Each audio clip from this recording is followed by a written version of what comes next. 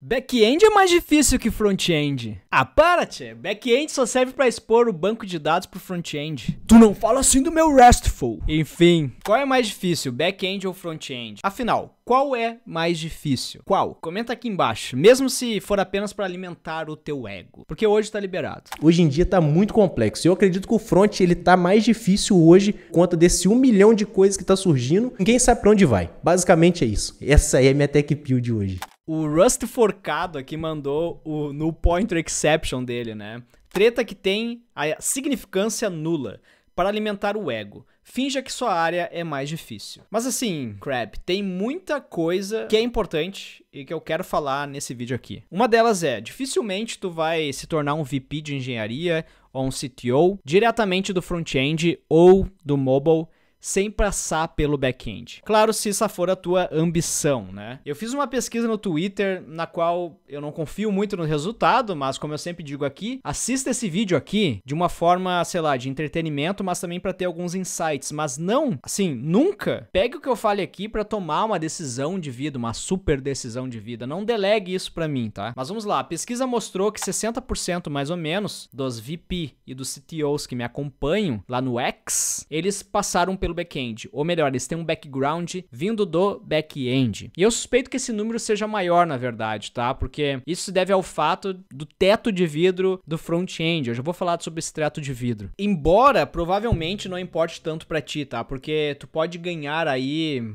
magnaniamente a mascada gloriosa no front-end, sem necessariamente querer se tornar um CTO. Mas vamos lá, o Zach fez uma provocação aqui. Qual paga o maior salário? A resposta dessa pergunta responde também a sua pergunta de qual que é mais difícil, front-end ou back-end. E o Holy Shit Show falou que o front-end é mais difícil porque o back-end tá muito bem resolvido. E eu acho que aqui a gente tem que dar um mérito pro front-end, tá? Porque a galera tá sempre ali criando uma solução nova para um problema que já foi resolvido. Então isso mantém as coisas mais dinâmicas. Vamos tentar uma forma mais prática aqui. Vamos comparar o roadmap de estudos dos dois, front-end e back-end, antes de falar sobre o teto de vidro do front-end. Então vamos começar aqui pelo roadmap do front-end. Esse roadmap aqui é muito...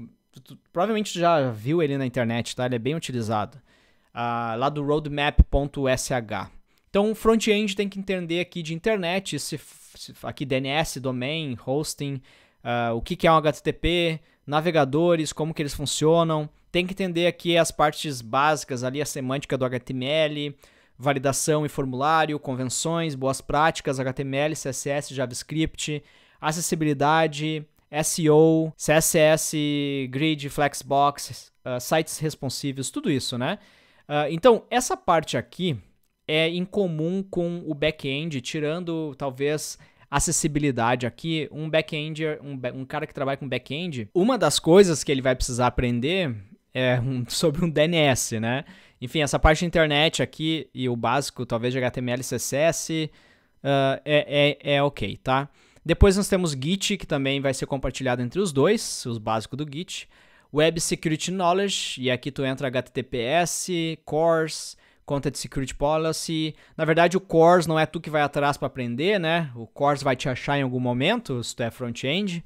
Depois nós temos Package Managers, arquitetura de CSS, pré-processador de CSS, temos Build Tools. A gente tem que selecionar um framework, essa é a parte mais difícil do front-end. Então aqui ele listou React, Angular, Vue.js, Svelte, Solid.js, tem Next.js e por aí vai. Só no JavaScript tem trocentos, isso que a gente nem tá colocando o front-end de outras linguagens aqui, que eu não sei porque que quem criou esse roadmap não colocou, mas enfim, tem diversos. Aí linters, formatters, task runners, module builders, tudo isso tu tem que aprender. Então entra naquela parte de Webpack e tudo mais. Tem o CSS moderno, que seria Tailwind, ou então tu pode aprender também Styled Components, CSS Modules, Styles JSX e tudo mais. CSS Frameworks, aqui entra o Tailwind. Provavelmente vocês pularam essa parte aqui, foram direto pro framework, não tem problema também. E aí tu tem que aprender a testar o teu app, né? Se tu não segue o TEL. Se tu segue o TEL, provavelmente tu tá pulando essa etapa aqui também. Tem que aprender de GWT, OAuth, SSO, Basic Auth, Session Auth, etc. Web Components, Shadow DOM, cara. Que momento a gente vive? Type Checkers, aí tu tem o TypeScript, ou tu não precisa. Aí tu tem o Progress Web Apps, que rest in peace. Tu tem WebSockets, tu tem Location, Notifications, Payments, Credentials e tudo mais que um Progress ou PWA, que a Apple insiste em não querer suportar tudo. Tem isso também. Tem Server-Side Rendering, né? SSR, tá bem comum. Next.js na veia.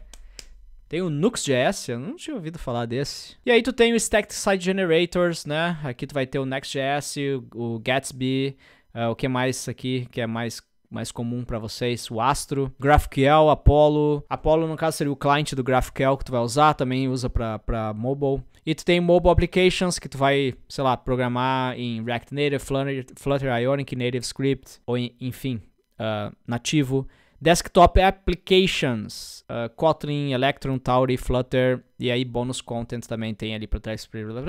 E esse é o front-end. Olhando o front-end, assim, não me parece bastante coisa, mas também vocês conseguem perceber aqui que em nenhum momento aqui a gente fala muito sobre escala, priorização de processos, essas coisas. Tem performance best practice aqui que tu vai ter que aprender também. Mas a grande maioria das coisas que estão aqui, eu vejo que também tem no back-end. Por exemplo, GWT, tu vai consumir, mas provavelmente tu não vai gerar o token.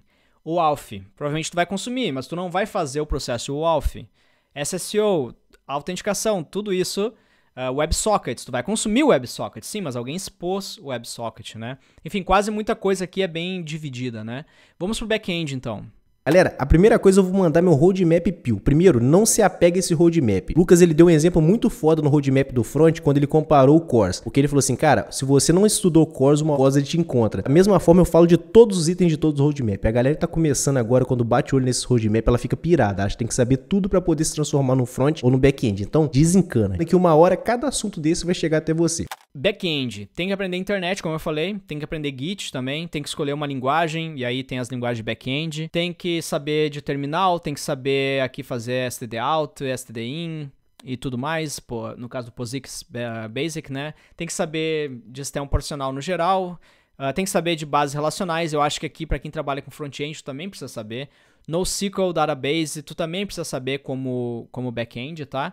Como front-end tu também vai precisar saber. Talvez tu não precisa, sei lá, saber sobre normalização, failures modes ou até profiling. Talvez tu não vai fazer o profiling lá de um banco de dados. Mas tu precisa ter uma noção de NoSQL, tá? Por exemplo, eu como um dev que eu me considero client-side, desenvolvimento de aplicativos nativos e tal, eu preciso saber de base de dados relacional, SQLite, se tu trabalha com aplicativo iOS ou Android, e também uma base de dados não relacional, que aí tu vai usar um Firebase, tu pode usar algumas coisas que rodam em cima do MongoDB, ou até mesmo arquivos e por aí vai.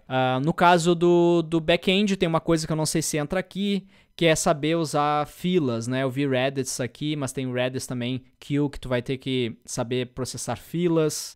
Na parte de Basic Terminal Commands, tem muito mais coisa aqui que talvez tu como front-end, tu vai precisar fazer um SSH, tu vai precisar fazer um curl, um wget, isso tu vai precisar saber, tá ligado? I/O Management, tu também precisa saber como front-end, tu vai precisar escrever e ler arquivos, ou qualquer coisa que envolve escrita, seja também consumindo uma API, tudo isso é I/O, né? Input e output tu vai ter na leitura de um arquivo, na base de dados, consumindo uma API, tudo isso vai rodar num I/O e muitas vezes tu tem que gerenciar threads para isso.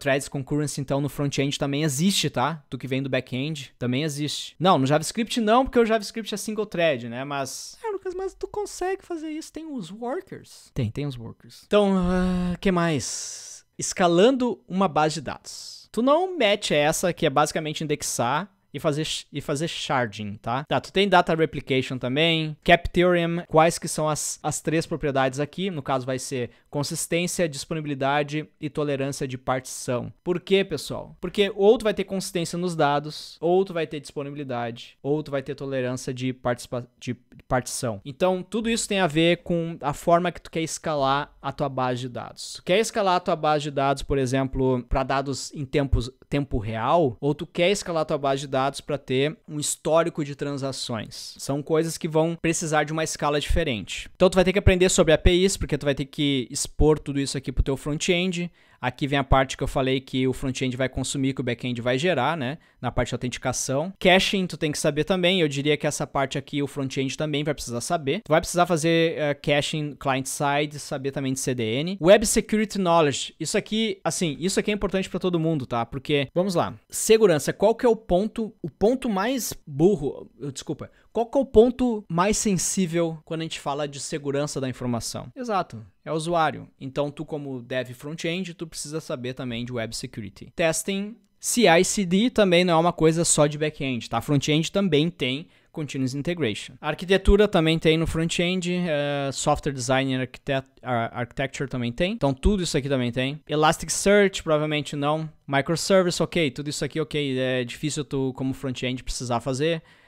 Monolithic Applications é o futuro, né? Kafka, RabbitMQ, então Message Brokers, tu não precisa disso, tu vai ter Message Brokers entre serviços no front-end também, tu vai ter eventos, tudo isso, sim, tu vai ter, mas de fato aqui nessa parte aqui já começa a ficar bem back-end mesmo. Agora falando sobre complexidade de front e back-end, eu comecei minha carreira como full stack, só muitos anos atrás, na época que o front-end era algo muito simples, que a preocupação nossa é aprender CSS, HTML e JavaScript, no máximo um bootstrap. Depois o front-end ele começou a se tornar muito complexo, só que não foi essa complexidade que fez o desistir do front, foi problemas operacionais, que foi praticamente, cara, eu tinha problemas de receber top-down de botãozinho. Um expor da minha liderança falando assim, cara, esse botãozinho não tá na corzinha certa. Eu comecei a falar assim, cara, eu tô recebendo demandas muito simples, de coisa muito assim, e eu falei assim, cara, acho que não é isso que eu quero pra minha vida, eu quero pegar um desafio mais complexo, eu não quero pegar um desafio tipo de saber que aquele front rodou legal no Chrome, não tá rodando legal no Safari. Outro problema, o Silveira mandou essa definição no vídeo dele do YouTube, backendização do front. O que eu enxergo hoje no front-end? E parece que o front-end hoje não sabe pra onde vai. Mandando meu back-end pio aqui, tá ligado? Concorda ou não concorda, mas é minha opinião. Porque uma hora o front-end fala assim, é errado colocar SQL no código, isso é coisa de PHP. Hoje já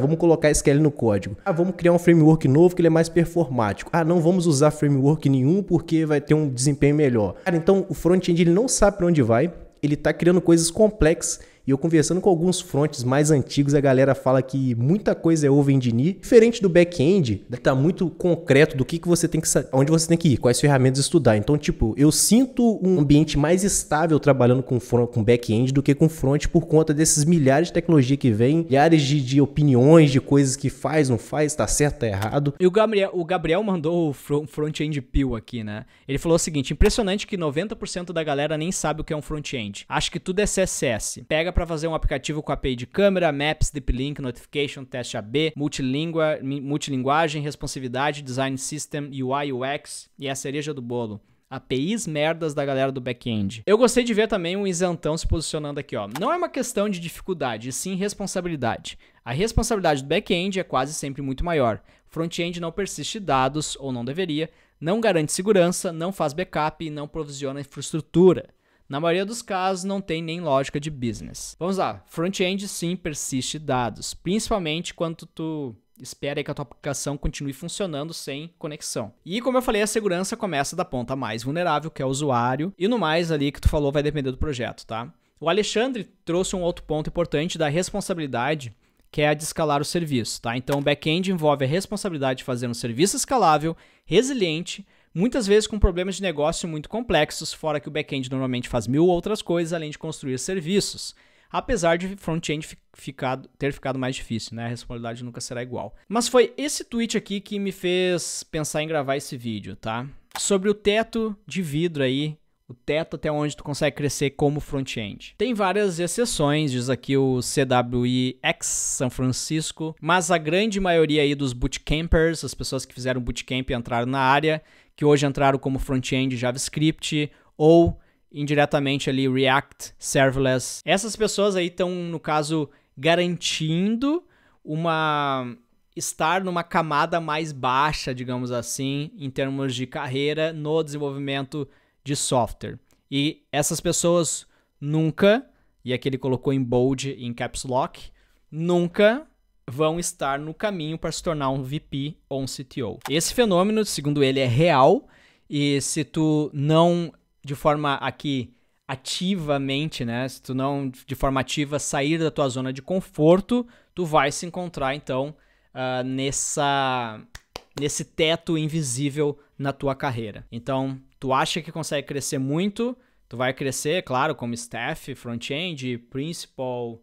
Tem vários outros cargos aí que estão surgindo cada vez, distinguished, né? Cada vez a gente coloca mais um cargo maior para as pessoas continuarem ali como contribuidor do projeto, mas provavelmente tu não vai crescer para uma carreira de VP ou CTO estando acomodado no front-end. E ele deixa claro aqui, que é o que eu concordo, tu pode ter muito sucesso na carreira sem se tornar um VP de engenharia ou CTO. E ele aqui manda o back-end pill, né? Ele fala que front-end não é o suficiente para se tornar um líder sênior na engenharia como um todo, né? E se tu quer, no caso, na minha opinião, progredir na tua carreira para um nível de CTO e VP, vindo do front-end web ou do mobile, eu tenho que concordar que passar pelo back-end vai aumentar as tuas chances de sucesso. Isso significa que tu não pode chegar a ser um CTO vindo direto do front-end sem ter nunca trabalhado com full stack ou back-end? Não significa. Talvez tenha um cenário que tu consiga ir de front-end para CTO. Talvez tu crie um projeto, tu venda alguma empresa, tu seja adquirido. Tem várias outras exceções que podem acontecer que um dev front-end se tornou CTO sem nunca ter passado a entender nada daquilo que a gente leu ali no roadmap de back-end. Pode acontecer. Isso significa que tu deve começar pelo back-end? Não. Isso significa que o back-end é mais difícil? Não.